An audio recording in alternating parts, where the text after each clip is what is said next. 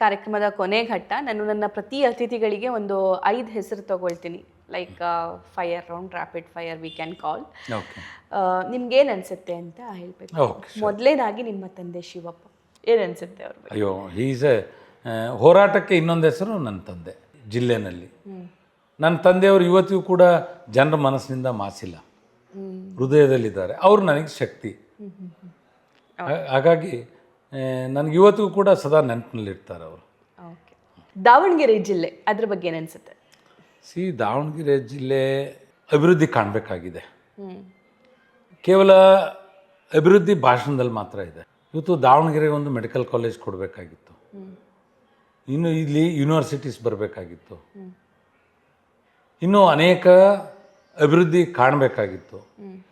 ಅಭಿವೃದ್ಧಿ ಕಾನ್ಸಂಟ್ರೇಟ್ ಆಗಿದೆ ದಾವಣಗೆರೆಗೆ. ಇಡೀ ಜಿಲ್ಲೆಯಾದ್ಯಂತ ಅಭಿವೃದ್ಧಿ ಡಿಸೆಂಟ್ರಲೈಸ್ ಆಗಿಲ್ಲ. ಹಾಗಾಗಿ ಕಾಂಗ್ರೆಸ್ ಪಾರ್ಟಿನಲ್ಲೇ ಅಸಮಾಧಾನ ಇದೆ. ಯಾರು ಬಂದಿದ್ದಾರೆ ಕಾಂಗ್ರೆಸ್ ಪಾರ್ಟಿಯ ಈ ಜಿಲ್ಲೆಯ ಶಾಸಕರು ದಕ್ಷಿಣ ಪ್ರಚಾರದಲ್ಲಿ? ಜನರಿಗೆ ಎದ್ದು ಕಾಣ್ತಾ ಇದೆ. ಅಧಿಕಾರ ಕಾನ್ಸಂಟ್ರೇಷನ್ ಆಗ್ತಾ ಇದೆ. ದೊಡ್ಡ ದೊಡ್ಡ ನಾಯಕರು ಬಂದಿದ್ದಾರಲ್ಲ. ದೊಡ್ಡವ್ರು ಬರ್ತಾರೆ, ಭಾಷಣ ಮಾಡ್ತಾರೆ, ಹೋಗ್ತಾರೆ. ಬೇಸ್ನಲ್ಲಿ ಕೆಲಸ ಮಾಡೋರು ಬೇಕಲ್ಲ madam. Base is important. Janata Dal ಇವತ್ತು ಯಾಕೆ ಜೀವಂತವಾಗಿದೆ ಅಂತ ಹೇಳಿದರೆ ಬೇರ್ ಮಟ್ಟದಲ್ಲಿದೆ ನಮ್ಮ ಪಕ್ಷ. ಜಮೀರ್ ಅಹಮದ್ ಅವರು ಬರದೇ ಇರೋದಕ್ಕೆ ಏನು ಅನ್ಸುತ್ತೆ? ಅವ್ರ ಕಾಂಗ್ರೆಸ್ ಪಾರ್ಟಿಯ ವಿಚಾರ ಅದು. ಅವ್ರವ್ರ ಲೀಡರ್ಸು ಯಾವ ತೀರ್ಮಾನ ತೆಗೆದುಕೊಳ್ತಾರೆ ನಾನು ಹೇಳೋಕ್ಕಾಗಲ್ಲ. Zameer Ahmed is a nice man. ನನಗೆ ತುಂಬ ಆತ್ಮೀಯರು ಕೂಡ. ಕುಮಾರಣ್ಣವ್ರಿಗೆ ಒಂದು ಕಾಲದಲ್ಲಿ ಆತ್ಮೀಯರು ಕೂಡ. ಜಮೀರಣ್ಣ ಅವರು ಅಲ್ಪಸಂಖ್ಯಾತರ ನಾಯಕರಾಗಿದ್ದಾರೆ ಇವತ್ತು ರಾಜ್ಯದಲ್ಲಿ. ಹಿಂದೆ CM ಇಬ್ರಾಹಿಂ ಸಾಹೇಬ್ರು ಇದ್ದರು. ಅವರು ಇವತ್ತು ನಮ್ಮ ಪಾರ್ಟಿ ಆ ಪಾರ್ಟಿ ಎಲ್ಲ ಬಿಟ್ಟು ಈಗ ಬೇರೆ ನವನಿರ್ಮಾಣ ವೇದಿಕೆ ಅಂತ ಆಂದೋಲನ ಅಂತ ಹೋಗಿದ್ದಾರೆ. ಆದರೆ ಕಾಂಗ್ರೆಸ್ ಪಾರ್ಟಿನಲ್ಲಿ ಜಮೀರಣ್ಣ ಹ್ಯಾಸ್ ಎ ಸೇ.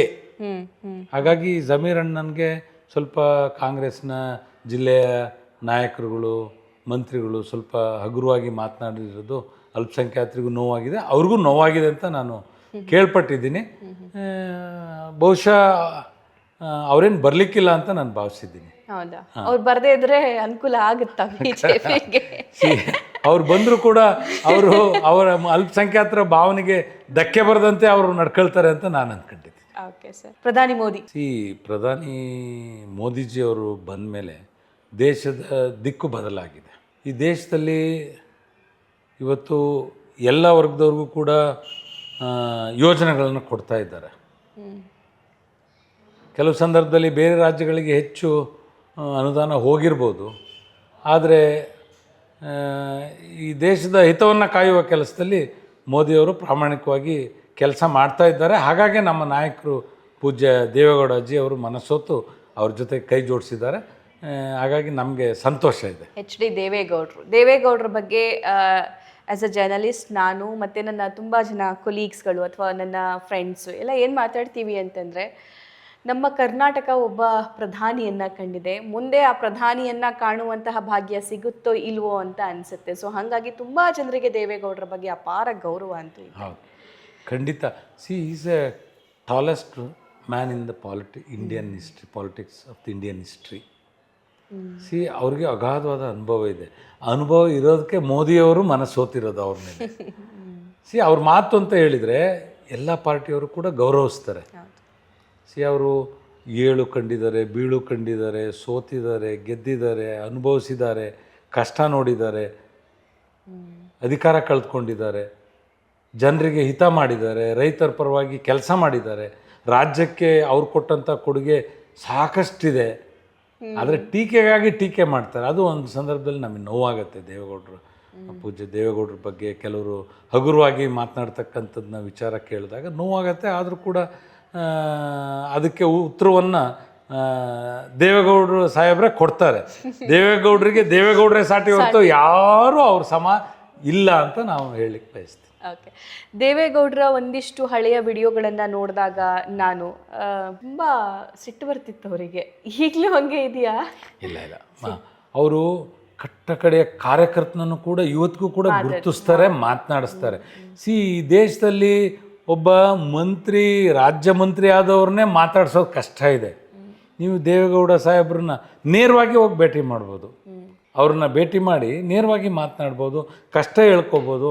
ಎಂಥ ಕಟ್ಟಕಡೆಯ ಅಧಿಕಾರಿಗೂ ಕೂಡ ನೇರವಾಗಿ ಕರೆ ಮಾಡಿ ಬಂದಂಥವ್ರ ಸಮಸ್ಯೆಯನ್ನು ಪರಿಹಾರ ಮಾಡುವಂಥ ದೇಶ ಕಂಡ ಅಪ್ರತಿಮ ಪ್ರಧಾನಮಂತ್ರಿ. ನಮಗೆ ಹೆಮ್ಮೆ ಇದೆ. ಓಕೆ, ದಾವಣಗೆರೆ ಬೆಣ್ಣೆ ದೋಸೆ ನೀವು ಖಂಡಿತ ಸವಿಬೇಕು. ಆಯ್ತು, ಬಂದಾಗಿಂದ ಅದೇ ತಿನ್ನೋದಾಗಿದೆ ಸರ್. ನನ್ನ ಟೀಮಿಗಂತೂ ಸಾಕಾಗಿ ಹೋಗಿದೆ. ನಾನು ಹೇಳ್ತಾ ಇದ್ದೆ ನಮ್ಮ ದಾವಣಗೆರೆ TV9 ರಂಗನಾಥ್ಗೆ, ದಾವಣಗೆರೆ ಬೆಣ್ಣೆ ಹೋಗಿ ಬಂಗಾರದ ಜೊತೆಗೆ ಕೂಡ್ಬಿಟ್ಟಿದೆ ಅಂತ ನಾನು ಹೇಳ್ತಾ ಇದ್ದೆ. ಅವ್ರ ಮನೆಯವರು KG ಕೋಲಾರದವ್ರಲ್ವಾ ಮನೆಯವರು.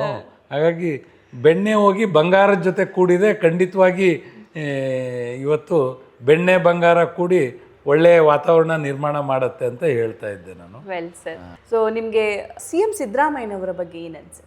ಮಾನ್ಯ ಮುಖ್ಯಮಂತ್ರಿಗಳು ಸಿದ್ದರಾಮಯ್ಯನವರು ಮೂಲತಃ ನಮ್ಮ JDS ರೂಟ್ ಮಾತ್ರ ನೀವು ಬಿಡಬೇಡಿ. ಖಂಡಿತ ಬಿಡೋಕ್ಕಾಗಲ್ಲ.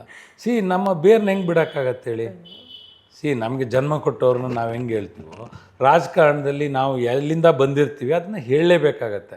ಅದನ್ನ ಮರೆತರೆ ಅದು ಮನುಷ್ಯತ್ವ ಅಲ್ಲ. ಬೆಳೆಸ್ದವ್ರನ್ನ, ತುತ್ತು ಕೊಟ್ಟವ್ರನ್ನ, ನಮಗೆ ಕೈ ಹಿಡ್ದವ್ರನ್ನ, ರಾಜಕಾರಣದಲ್ಲಿ ತಂದವ್ರನ್ನ ಯಾವತ್ತೂ ಕೂಡ ಅಪಮಾನ ಮಾಡಬಾರ್ದು. ತುತ್ತು ಕೊಟ್ಟ ತಾಯಿನ ತಂದೆಯನ್ನು ನಾವು ಅಪಮಾನ ಮಾಡ್ತೀವ? ಕೈ ಹಿಡಿದು ನಡೆಸ್ದವ್ರನ್ನ ನಾವು ಅಪಮಾನ ಮಾಡೋಕ್ಕೆ ಸಾಧ್ಯವ? ಆ ರೀತಿ ಅಪಮಾನ ಮಾಡಬಾರ್ದು. ಆದರೆ ರಾಜಕಾರಣದಲ್ಲಿ ಕೆಲವು ಸಂದರ್ಭದಲ್ಲಿ ಹೀಗಳಿಕೆ ಮಾಡ್ತಾ ಇರ್ತಾರೆ. ಹೊರತುಪಡಿಸಿ as A person is a nice man, is A good man, straight forward man. ನೇರವಾಗಿ ಮಾತಾಡ್ತಾರೆ, ಗಟ್ಟಿ ಮನುಷ್ಯ. ನಮಗೂ ಕೂಡ ಸಂತೋಷ ಇದೆ. ನನ್ನ ತಂದೆಯವರ ಜೊತೆಯಲ್ಲಿ ಇದ್ದಂಥವ್ರು ನನಗೂ ಕೂಡ ಗಮನಿಸ್ತಾರೆ ನಾನು ಹೋದರೆ. ಅದು ನನಗೆ ಸಂತೋಷ ಇದೆ.